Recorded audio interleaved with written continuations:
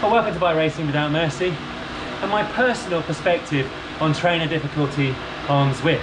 There's always a lot of debate about should it be 50% or 100%, and you're putting down the same power, the same watts, irrespective of the trainer difficulty, and I do not disagree with that. However, I personally prefer to use 100%, because when you're outdoors on a longer climb, especially where the gradient varies a lot and you hit double digits, you run out of gears in real world. Even with a 32 cassette, on both the back of the Colnago and the Viglia and the Pinarello I hired in Italy. Here's the Colnago. The group set is set up for the climber with a 52-36 on the front, and you can just make it out there 32 on the rear, and that mirrors the Pinarello Prince I was riding in Italy. And then turning to the Viglia, slightly different gearing, but again set up for the climber, 50-34 here on the front, and you can just about make it out of 30 on the rear. Again, a nice climbing gear. And as I say, on both of these setups and the Pinarello in Italy, when the gradient stepped up from single digit to double digit, I did run out of gears and had to get up and mash out the saddle. So there we go. I'm going to demonstrate that on the Bologna TT course, because it's a nice steep hill, about 11% average gradient, but it varies a lot. I'm going to compare a 50% trainer difficulty run with 100%. So let's get 100% on the clock now. I'm going to try and sustain 290 to 300 watts on each of the ascents. This is my third one, because the first one was during TT course mode and you couldn't see the gears. So 100% trainer difficulty. Instantly I'm out of the saddle, but let's try and settle. And the reason I'm trying to sustain kind of 280 really to 310 watts is because I can compare and contrast the footage here with that on 3 climbs in the real world. Perry Fossa, 9 kilometers, 9% average gradient, but with a steep section. Montebaldi, 11 kilometers, 10 or 11% average gradient, and varying. And Leaf Hill, shorter, sharper, but very varied gradient.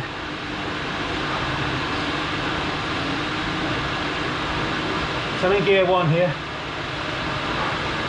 turning 71 RPM, but to get back to 280 to 300, I'm out of the saddle. It feels more comfortable.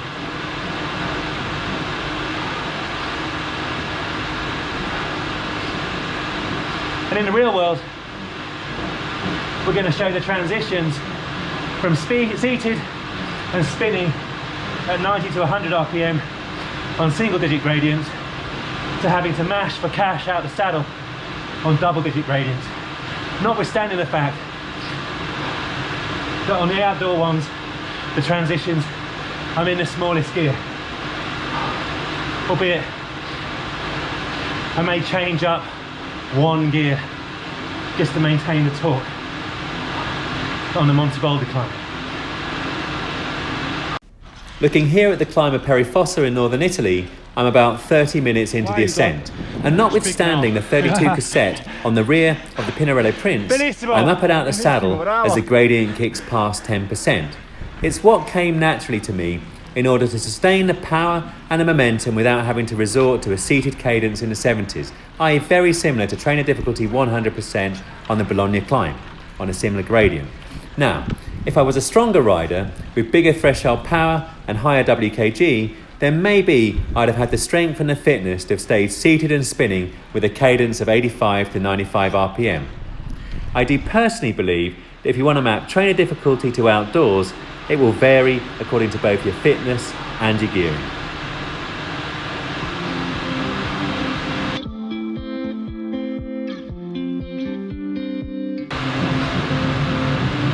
Able to spin here.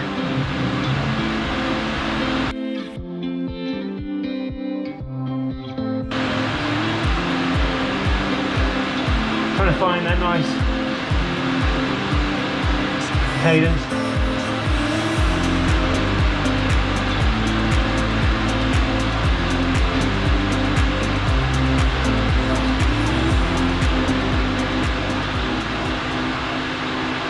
The majority of perifossa has a gradient of 7 to 9%, so this is one of many clips I could have selected to demonstrate the next point.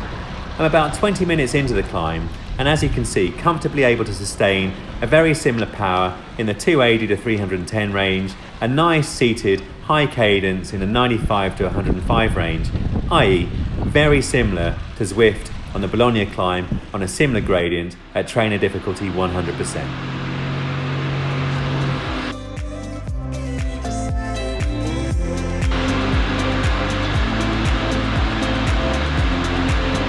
Changing up pretty good. And back down.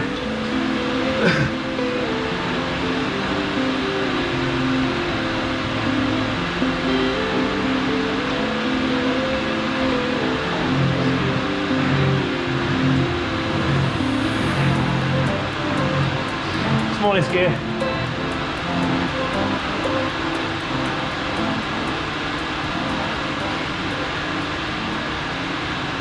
This is a clip from the Leaf Hill video where there is a not dissimilar transition from shallow gradient to very steep, i.e. close to what you just saw on the Bologna climb. Now here I am on my Villia with a very nice climbing gear, including a 30 rear cassette, and observe how naturally I respond to the terrain in order to sustain power and momentum, mirroring exactly what was acquired at 100% trainer difficulty. For me personally, on both the real and virtual climb, staying seated was not an option. Yeah, good transition. Car back, but he's got room.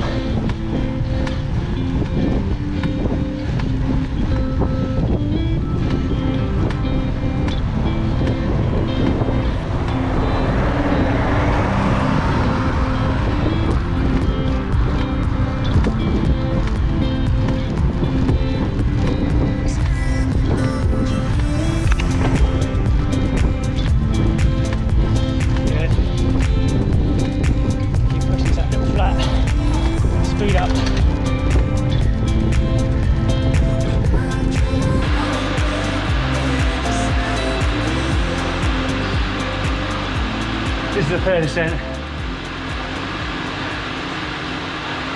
Okay. Trying to change down, there aren't any more.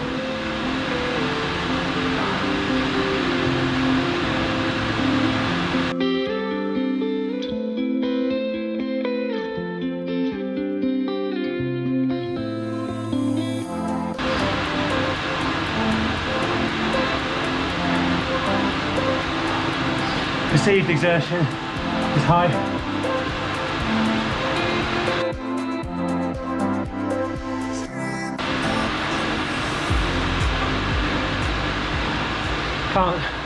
Hard to sit here.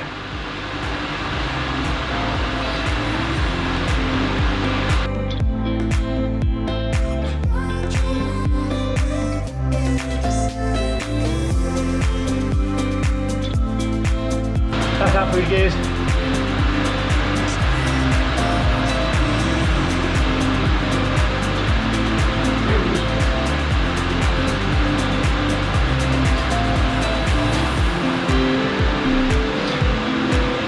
Now, training difficulty doesn't matter. I got enough gears to be sound as a pound.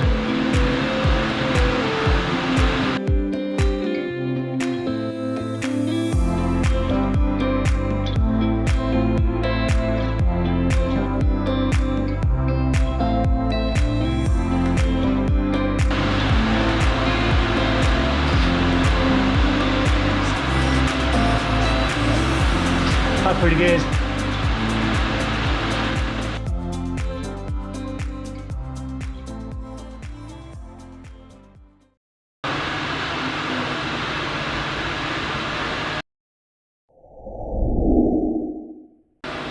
Okay, had a little cool down. Now, let's go to settings. Bring the trainer difficulty down to about 50%. That's about 50. And try the same again. Compare and contrast. signs. Again, looking to sustain 290 to 310 watts and see if I have to stand on 50%. Just spinning at the moment. Now into the smallest gear, I think. No, not the smallest. Nowhere near. Gear 5. Gear 4. I was up and out of the saddle previously. It's easier to stay in the target power zone on 50% when the gradient undulates.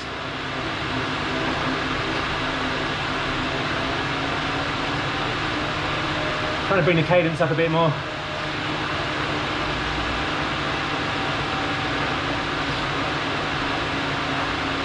Again, able to stay seated, and this cadence, mid-80s, is a lot more comfortable than the mid to high 60s on 100% trainer difficulty. But you'll see my experience is at around threshold watts, i.e. 270 to 300, I'm good to stay seated up to about 9% gradient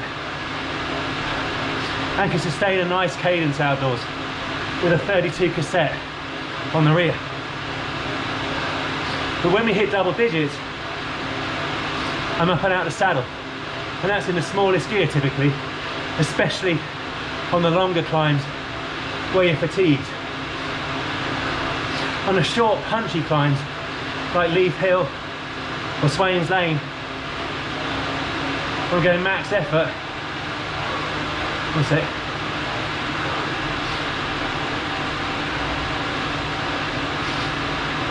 Because it's an anaerobic effort,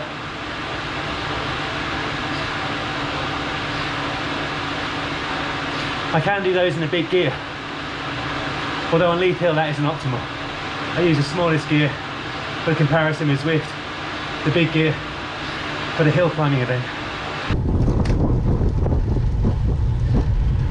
Use cadence as long as Use you can. cadence and then indeed. mash. Paul Hamblett providing a very helpful soundbite to hopefully prove my point. Now you just saw on Bologna that with trainer difficulty 50%, I've still got plenty of gears remaining, deploying a lovely high cadence. Here, on the early part of Leith, with similar profile, I demonstrate that trainer difficulty is relative to both your choice of gearing outside and also your fitness and your threshold power, i.e. your WKG. I'm able to stay seated and spinning at 9 to 10% gradient because I'm fresh and the power was above my threshold. I wouldn't have been able to sustain it over the long term, and I'd have had to drop the power and the cadence and then naturally find the optimum seated versus standing combination, probably play around with the cadence and ride the hill. I'm not saying that trainer difficulty 100% is what will feel realistic for everybody when they translate their Zwift riding outdoors, because trainer difficulty 50% versus 75% versus 100% will be unique to your own bike's gearing and your own capabilities. But if your threshold power is similar to mine, i.e. 4.5 watts a kilogram or lower than mine, then even with generous climbing gearing, I can't see 50% being realistic on the longer, steeper climbs.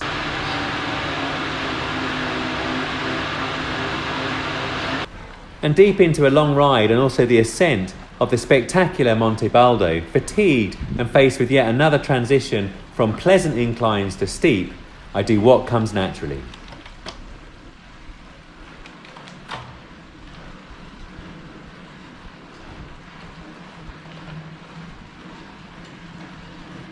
I see the light. There's not quite light at the end of the tunnel on this climb yet though.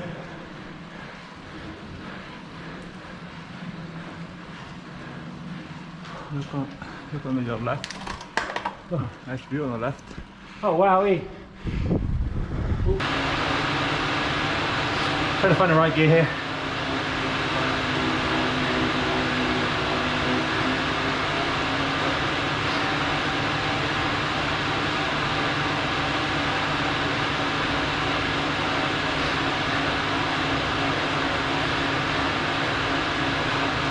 This is hard work though, but much less disruption to the cadence.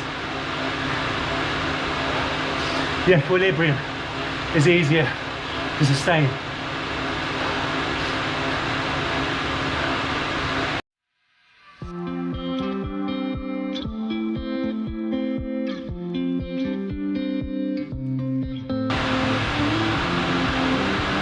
Gear 2 still.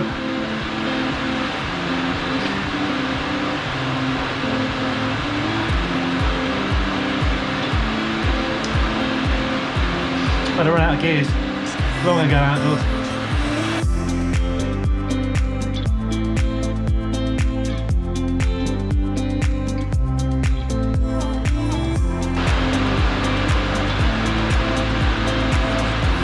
Now just riding the hill, doing what comes naturally.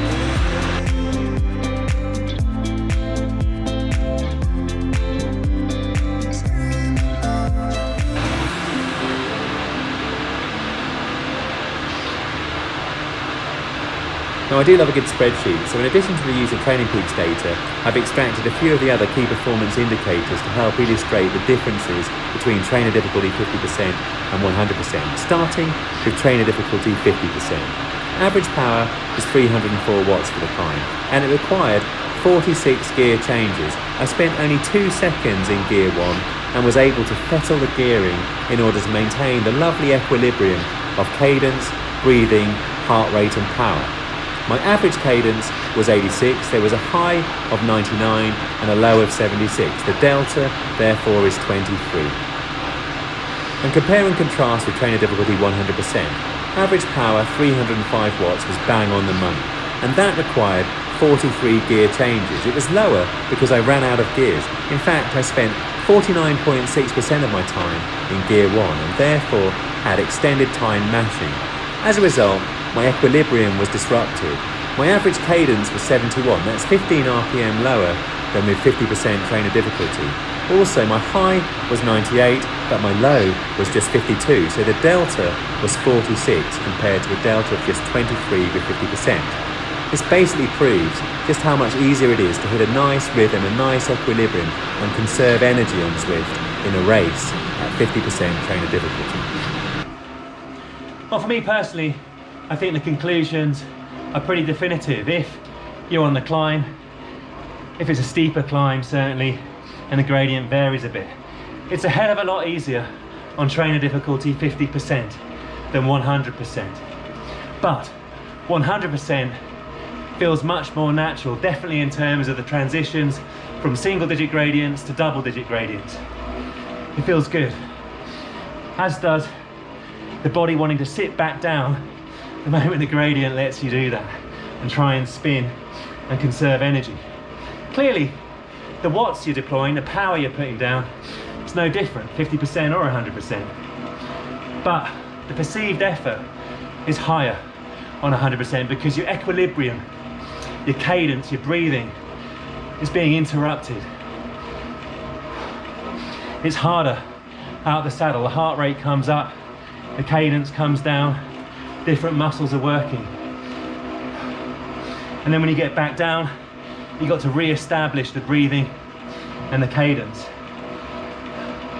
But I personally like the feel, especially because it translates better to outdoors on the longer climbs, particularly the longer climbs, where you're transitioning, as you saw, between the single digit gradients and the double digit gradients, fatigued. You're dying to sit back down on a double digit gradient and get back to spinning. So if for you Zwift is all about training indoors to translate it outdoors to some of the bigger climbs over the spring and summer like me, then I reckon 100% is the way to go. But if your focus is more on enjoying Zwift, enjoying the fact that it's a game and has a number of different power-ups and options to make life a tad easier, and certainly if you want to win a race on Zwift, I reckon 50% is easier. Well, if you're wanting to win a race, as I say, in a climbing event, I don't think it makes much difference if it's a flatter course with climbs where the gradients don't go much past 7 or 8%. Although it will impact if there's a lot of variability in the gradient. You'll have to change gear more. So if your focus is racing on Zwift, crit racing outdoors, or riding on kind of flatter loops, that kind of thing, group rides outdoors, you're not going to run out of gears. Most of it will be in the big ring anyway. Trainer difficulty 50% is absolutely fine. You're not going to be any worse off. And you'll probably win a race. So looking at the power data here on the timeline, you can see 3 ascents up Bologna. The first was in the TT mode, so it wasn't showing the gears. That was on 100%. The second was on 50% trainer difficulty, the third on 100%.